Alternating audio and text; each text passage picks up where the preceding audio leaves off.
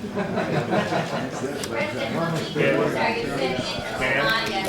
out for that. It can be costly.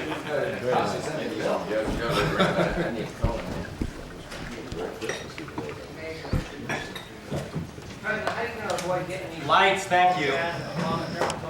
Well, I'll tell you what, we're going to have this consultation briefing with members of Congress, and then I'm going to have something to say about this to the country shortly after this meeting concludes. Thank you. Thank you all for coming.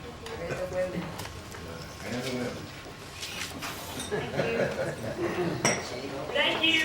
Thank you. Let's go, guys.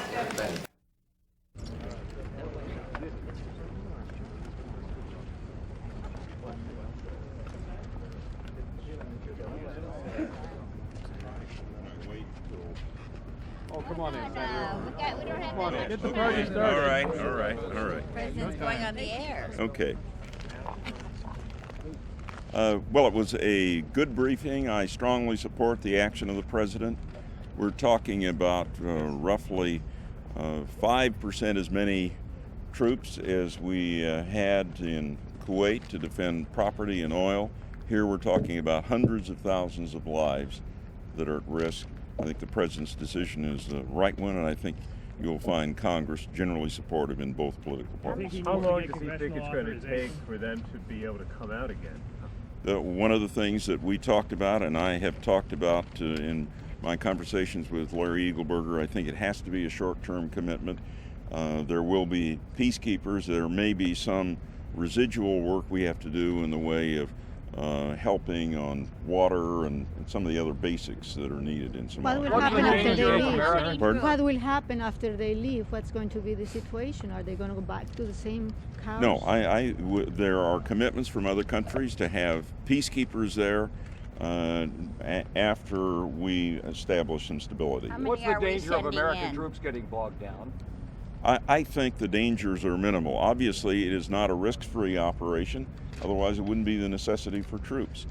But when you look at the risk of the hundreds of thousands of lives that are going to be lost, I think it is well worth How doing. many are What are they the rules of sending in, engagement, and are they on their way?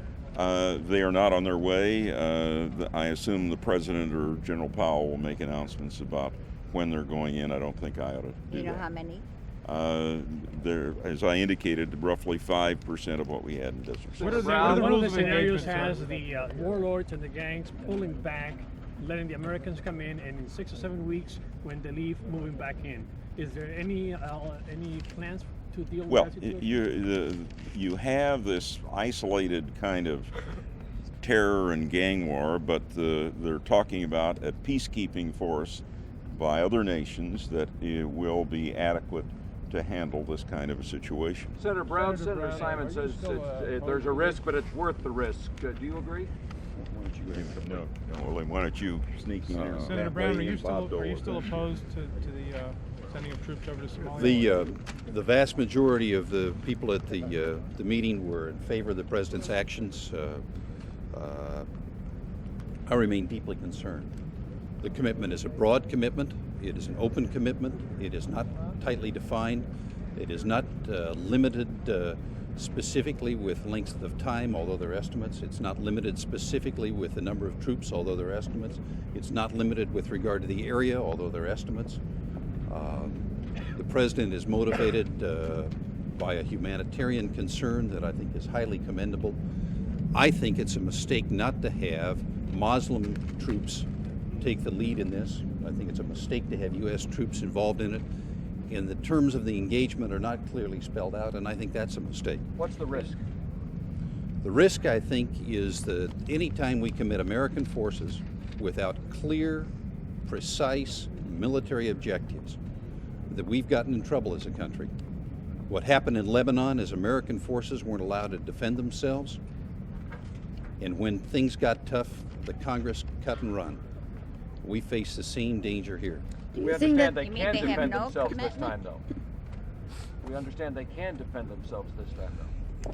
That is not There a couple of weeks ago, and I think it may be 120 days or so before we can. And when you say they, who specifically said it would be? General Powell. Do they talk about what the real mission is other than just getting food out? Do they talk about disarming people? Do they talk about the subtleties of that? We did not talk about disarming people other than a preemptive kind of a thing if there was a threat. The mission is clearly to open the routes to get food to desperate people who need the food. Senator, do you think that we've set a precedent with this, that there will then be pressure to do similar things in Sudan, to Bosnia? I don't think so, and the reason is there is no precedent for this immediate kind of situation where there is such massive starvation and there is no government. You know, there are places where the government is despotic. We don't like it, but to have just total chaos, a country with, you know, no schools, no electricity, no police, no water, not a single bank in the country. You name another country where that's the case. Build a government. Well, the peacekeepers will have to be there, I think, for a year, 2 years, maybe 3 years. Was the issue of who is going to pay for all of this raised in your meeting? Yes, it was, and the indication is that in total dollars it will not be that expensive an operation. Of 300 to 400 million is the estimate, with other countries contributing to reduce that amount. That would be our cost. That's our operation. cost. Now but that includes personnel, and as an incremental cost, it would be less than that, because obviously these people are in the payroll, whether they're in Somalia. And we'll ask for help from other countries. Yeah, and we have already asked for help. Senator Simon, could you... And there are commitments from help. Yes, there are specific. You were help. Sir, if you please, Senator this meeting. What did Senator Mitchell? Why isn't Senator Mitchell here? Did he give you any indication of his feelings? I was invited, I think, to represent the Foreign Relations Committee rather than majority leader, but he was out of town and unable on a short notice to get back here. Senator Simon, do you think this action should have been taken sooner by the U.S.? The answer is yes, but that's hindsight. The question right now is, are we doing the right thing by going in? And the answer is yes, we are doing the right thing. What do you think there have been some people, sir, who are suggesting that what President Bush is also doing is attempting to regain some memory. Look at how history will judge him. You know, that he can't let this matter pass. That he's a foreign policy expert and he has to show that. Do you? Well, I would not favor this as some means of redeeming anybody in history. The question is, we have a severe problem. Are we going to respond to it? And the president has said, yes, we're going to respond to it. I think the president has done the right thing. Okay, thank you. Thank you, sir. Thanks, Senator. Everybody. Thanks, Chris. Thanks. They're different in terms of the military situation in most countries. And there are also circumstances different in terms of the immediate condition of suffering in the country. And the answer largely is that without great risk of a loss of American life or other life in the country, we can apparently make a secure environment for the meeting the immediate needs of humanitarian assistance in Somalia. The military situation in Yugoslavia and in Bosnia and Herzegovina are entirely different circumstances. I think on my part, you can also make a strong argument that in Yugoslavia, or what was Yugoslavia, that the Europeans have a very strong responsibility.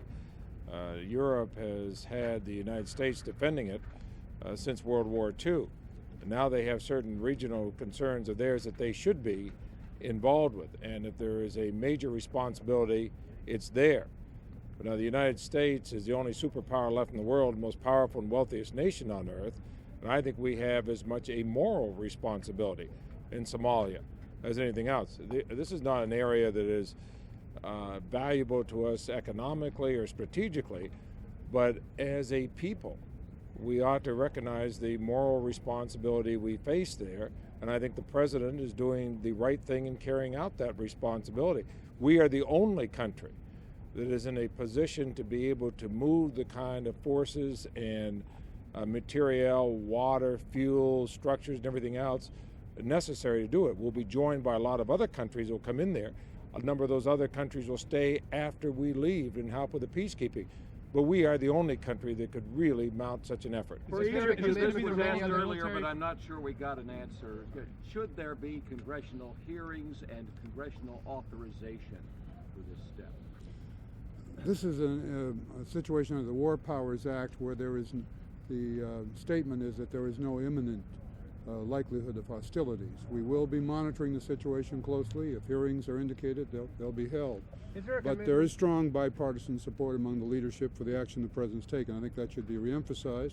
It should also be emphasized again that there is going to be international participation in a major way, including not only the present military operations, but in the carryover activity of the peacekeeping forces following our departure, and the President is encouraging international financial contributions as well.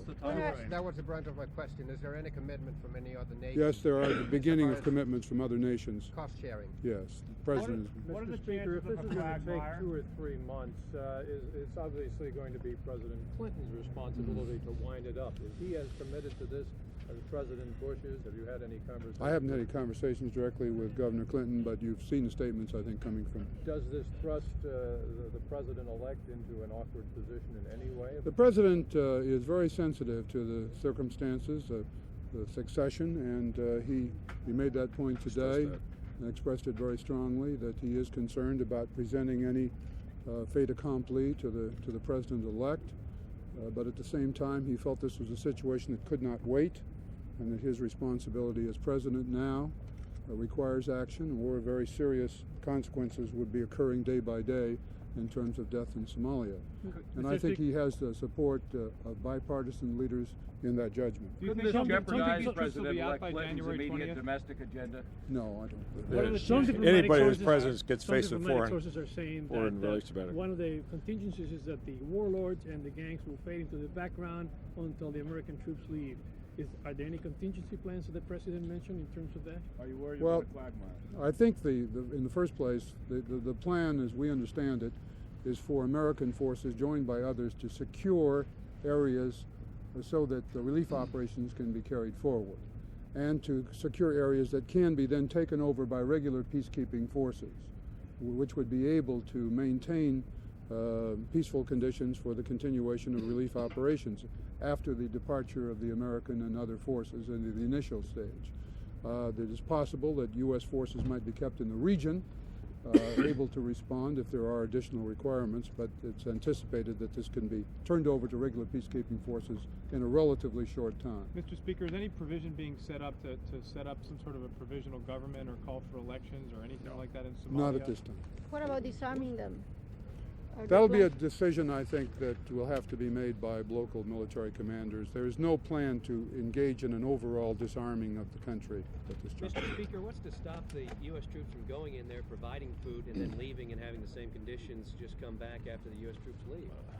I think. Well, we tried to say that the position taken by the administration is that they will be able to secure the area, provide areas of environment where it will be possible to maintain relief operations, and that those will be sustainable on a relatively long-term basis after the U.S. forces depart by regular peacekeeping forces of the United Nations. It's not going to be a case where there's nobody there after we leave. Who's going to pay for this, Mr. Speaker?